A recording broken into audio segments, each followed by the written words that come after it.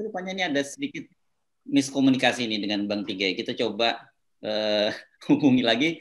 Mudah-mudahan bisa bergabung nanti di setelah kita diskusi. Saya lihat di chatroom ini sudah banyak sekali nih pertanyaan-pertanyaan yang disampaikan. Tapi mungkin kita akan beri kesempatan untuk teman-teman di forum ini dulu yang menyampaikan pertanyaannya. Silakan Mas Tata dibantu. Ya, ini ada yang kayaknya nggak bisa raise hand, tapi dia mau bertanya. Ini Mas Hedar ya, di Turki kalau nggak salah.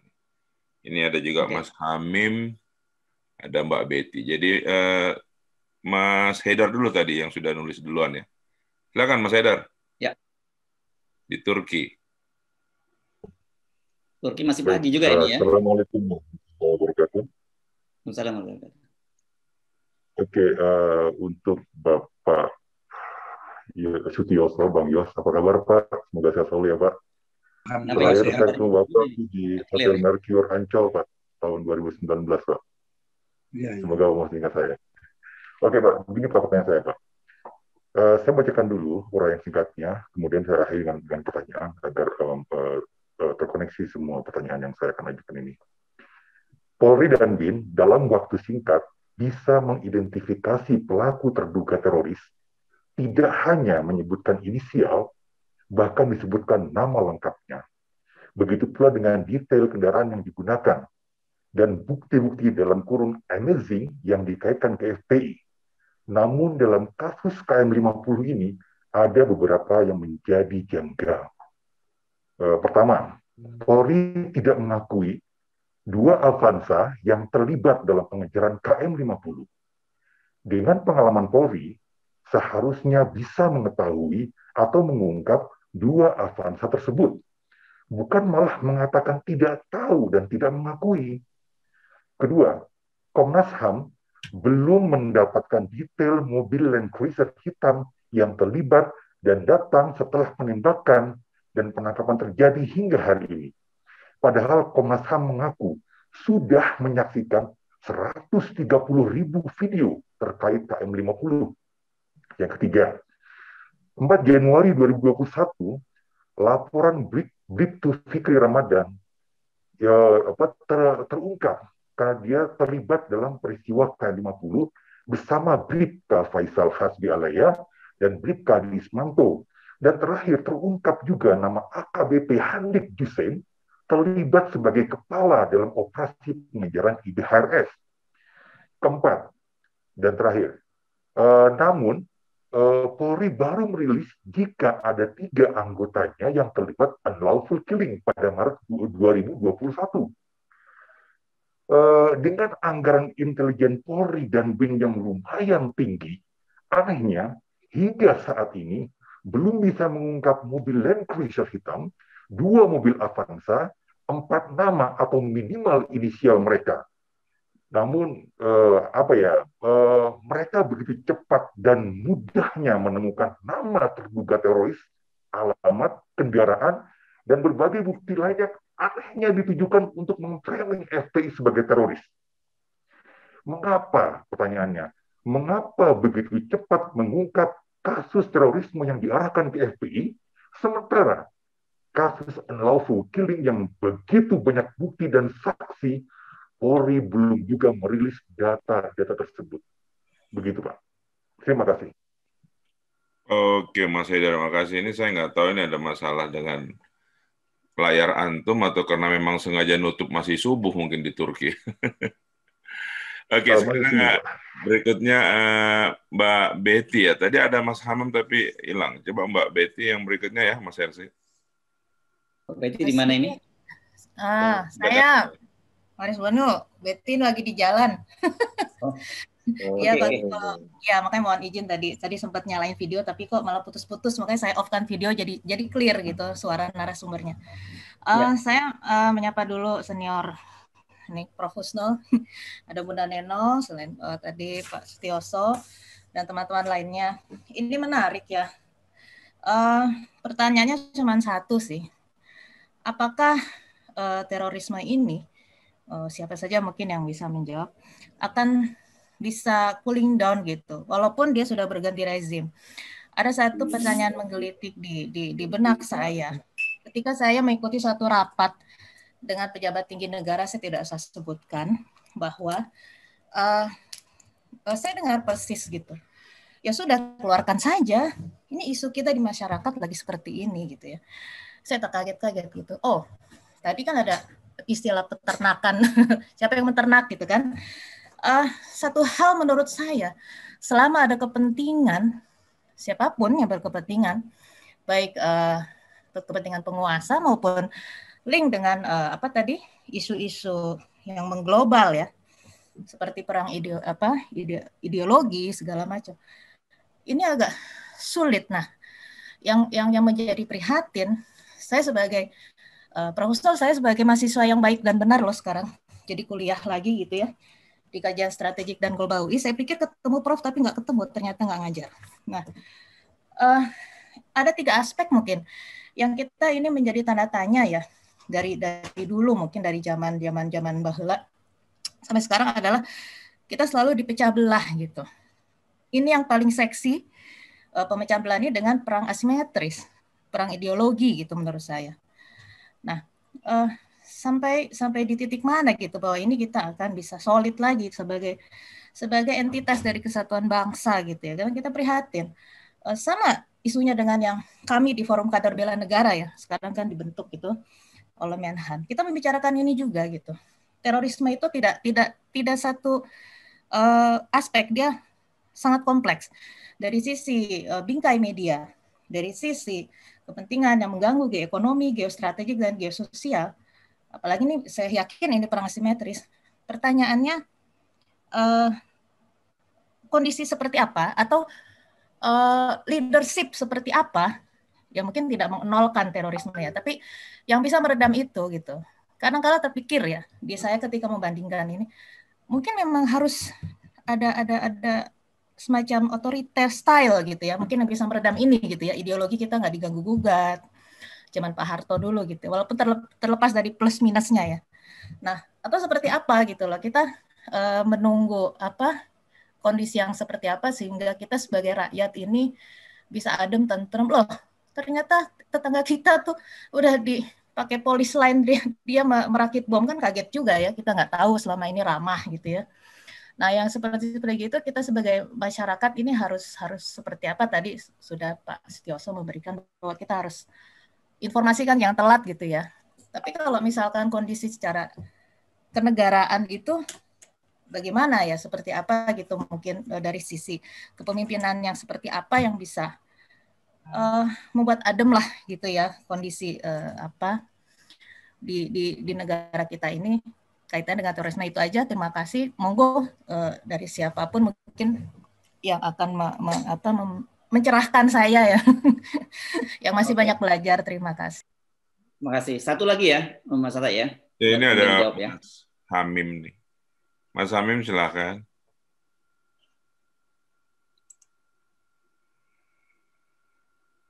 Mas Hamim.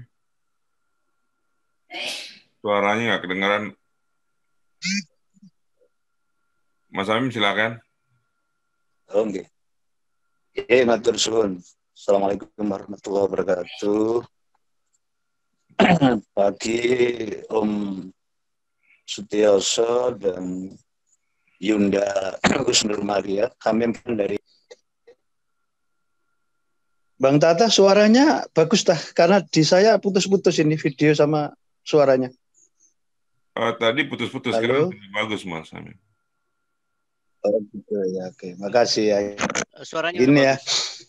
Jadi setuju atau tidak bahwa teroris itu selalu distigmakan orang yang beragama. Walaupun faktanya khususnya di Indonesia begitu. Bahkan akhir-akhir ini ada tuduhan bahwa akar dari terorisme itu adalah syariah dan akidah gitu. Tapi saya tadi setuju dengan Yunda Gus-Nur Maria tadi bahwa ada faktor ekonomi sosial gitu, tentang distribusi kesejahteraan dan keadilan, karena beberapa kejadian misalnya tadi di Sampit, di Ambon, terus kemudian di Situbondo, kemudian Gavatar, itu memang seakan-akan wilayah-wilayah agama, tapi sesungguhnya juga hanya persoalan distribusi kesejahteraan dan keadilan. Itu apa yang menjadikan akar itu betul itu keadilan itu atau akidah atau syariah. Yang kedua, betul tadi karena disinggung tentang kasus perempuan yang kemudian dianggap menerobos di Mabes Polri itu ya, yang tidak hanya menghilangkan martabat kehebatan aparatus khususnya kepolisian, tapi justru mengurangi kepercayaan kepada masyarakat. Apalagi terkesan lone wolf terrorism itu lalu malah menjadi mosoknya seorang perempuan yang begitu bisa masuk tadi kata Bu Husnul dan betul-betul menjadikan berita yang akhirnya agak tidak logis gitu. Apalagi yang kita sayangkan, meminjam istilahnya Mbak Sirkit itu, Mabes Polri seperti domba yang sebenarnya suara perangkap pada serigala gitu. Apalagi yang merugikan dan menyayangkan yang mengkabarkan tidak seimbang yang kemudian dinilai kehilangan spirit jurnalismenya karena hanya satu sumber dan kesannya juga hanya press release atau PR-nya penguasa dalam hal ini adalah Polri gitu. Ini yang kemudian tadi disayangkan. Apakah peran-peran intelijen tadi kurang begitu apakah ini sebuah kesengajaan? Barangkali juga mungkin Pak D. Yos bisa menjelaskan dan Yunda. Saya kira itu dulu mungkin yang bisa masikan matur suwun. Oke, suaranya terputus-putus tapi bisa ditangkap lah ya. Oke, terima kasih Mas Samim. Kita lanjut langsung menjawab dulu. Bang Yos, silakan Bang Yos. Aku putus-putus. Ya. Aku nggak begitu dengar. Gimana, Bung Heru? Clear kalau Bang Yos dengar bagus. Oke, justru saya sebaliknya ya. Kurang clear mendengar tadi rada echo dan putus-putus. Tapi yang dari Turki Mas siapa namanya tadi? Mas Haidar. Mas Haidar. Haidar. Ya, yang saya tangkap itu peristiwa mati tewasnya si FPI di kilometer 50, betul nggak? Betul. Ya. Ya, betul. Jadi, ya, betul, Pak. Jadi kalau saya memonitor ya dari semua pemberitaan, karena saya sekali lagi kan tidak bisa terlibat langsung gitu sekarang ini, kan hanya sebagai dari luar saja. Gitu. Memang peristiwa tewasnya Laskar FPI di kilometer 50 itu banyak versi, gitu. Banyak kejanggalan gitu. Hingga kesimpulannya itu menurut saya perlu diinvestigasi oleh tim yang independen gitu. Biar adil apa sebenarnya gitu. Itu menurut saya. Nah, dan memang selama ini ya saya itu 10 tahun jadi gubernur DKI itu, ini ngomong soal FPI ini. Mungkin nggak bisa dihitung lagi lah berapa kali aku didemo oleh FPI. Bahkan puncaknya adalah pernah menduduki kantor saya saat bulan puasa gitu ya. Saat bulan puasa. Nah, ini sudah puncak daripada kesabaran saya barangkali itu gitu ya. Sampai menduduki kantor saya dan pegawai saya satu pun nggak bisa masuk. Tapi akhirnya aku yang dilarang masuk oleh para pegawai, tapi aku tetap masuk. Saya selalu berprinsip kenapa hati manusia nggak bisa dibengkokkan atau diajak bicara, itu nggak mungkin. Saya keras-kerasnya mereka, dan saya datangi dengan 3 orang aja saya, dengan pengawal dan ajudan saya, dan di situ bisa berbicara. Artinya apa? Kesimpulan yang saya katakan. Semua anggota FPI itu yang duduk kantor saya itu ribuan jumlahnya dan dipimpin langsung oleh Habib sendiri gitu kan, dengan pendiri-pendiri FPI penuh di ruangan tamu saya. Dan nyatanya bisa saya bicarakan gitu. Kenapa aku nggak bisa menutup tempat hiburan dan tempat restoran 1 bulan penuh selama puasa gitu. Ya. Oleh karena itu saya kapan dibuka, kapan ditutup tanpa harus mengganggu puasa kita gitu. Dan sudah saya konsultasikan dengan MUI. Saya jelaskan dan mereka mengerti gitu. Saya ingin memberikan saran aja ya dalam konteks menghadapi HPI ini. Kenapa kok nggak ada bicara gitu langsung kayak head to head ya, dia dihadapkan dengan polisi, dihadapkan dengan TNI gitu. Sekarang langsung dengan pemerintah gitu. Nah, mestinya diajak bicara saja, menurut saya masih bisa. Apa sih maunya selama bisa diakomodir, why not gitu.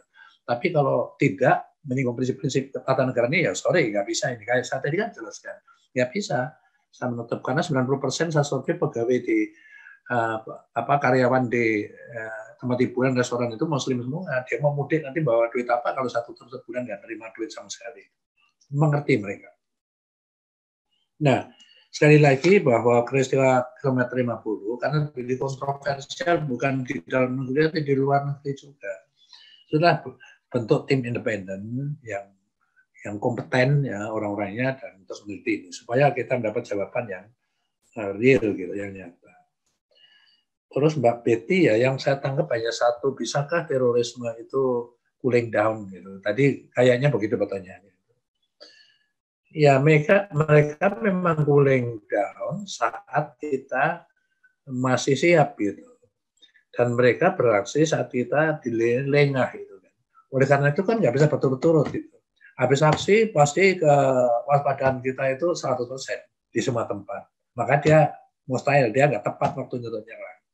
Tapi pada saat itu sudah kendor lagi, gitu, kita lengah, baru kita nyerang. Selalu begitu. Nah, yang saya baca itu. Yang terakhir dari Mas Amin, saya nggak bisa baca. Bang Tata bisa membantu saya, pertanyaannya apa? Mas Hamim, masih mau diperjelas, Mas Hamim? Kurang jelas tadi katanya. Mas Hamim? Pendek saja ya. Tadi kalau suaranya bisa kedengaran, karena memang suara beliau tadi putus-putus. Ya. Jadi kalau bisa diulang tapi pendek saja. Poinnya saja apa tadi yang perlu disampaikan? Oh gitu ya. Terima kasih. Yang pertama, bahwa stigma teroris itu adalah bermuara atau dianggap akarnya itu dari syariah dan akidah gitu loh.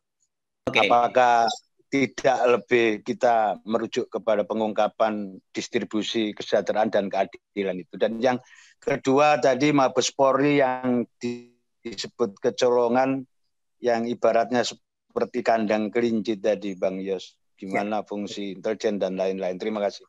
Ya, ini menarik karena tadi Bang Yos juga dalam paparannya kan menyatakan bahwa ini ada orang yang hidupnya susah begitu ya, dan kemudian ada harapan ketika mati bisa masuk surga. Jadi mungkin apakah bukan persoalannya ada akar persoalan ini masalah ekonomi gitu Bang Yos? Ya saya rasa aspek itu ada betul. Gitu. Jadi mari kita lacak ya pelaku-pelaku itu kan. Misalnya Marriott, itu pelakunya kan hanya anak penjaga masjid aja. Berapa sih penghasilan dia gitu. Terus dia mendapatkan janji ya, kalau mati syahid ya dengan menyerang yang dia yakini itu tadi musuh-musuh dia, maka dia akan masuk surga. Disambut 10 bidadari, kehidupannya cukup apapun yang diminta, ya dia lalu terbius dengan narasi seperti itu. Itu kan ada aspek ekonomi yang memang dia susah. Dan kebanyakan juga seperti itu kan, yang kemarin mahasiswa itu kan mahasiswa juga drop out ZA itu kan, kehidupan keluarganya juga saya rasa setelah lihat tayangan itu juga mungkin pas-pasan, apalagi saudaranya banyak. Ya memang aspek itu saya betulkan ada. Ya memang kalau yang nyerang ZA ini, yang nyerang Mabes Polri ini memang mengherankan gitu kan, terkesan gitu, memang dia kepingin cepat mati saja. Senjatanya yang dia bawa juga bukan senjata mematikan. Memang penampilannya senjata itu persis seperti pistol beneran gitu, tetapi kan itu sebanyak gas dan kalibernya juga kaliber 4,5 yang biasa senapan angin, dipakai senapan angin itu. Mematikan kalau hanya jarak 1 meter pasti jantung saja. Kalau jauh hanya suaranya aja der gitu. Lalu dia masuk dengan tanpa mengcover diri ya, pakai jilbab asli dia lah gitu. Lalu di medan terbuka gitu. Jadi seakan-akan memang dia ingin cepat mati saja supaya cepat naik surga. Saya rasa kalau yang lain tadi yang lebih saya kira Profesor Kusnul yang lebih tepat. Silakan. Ya.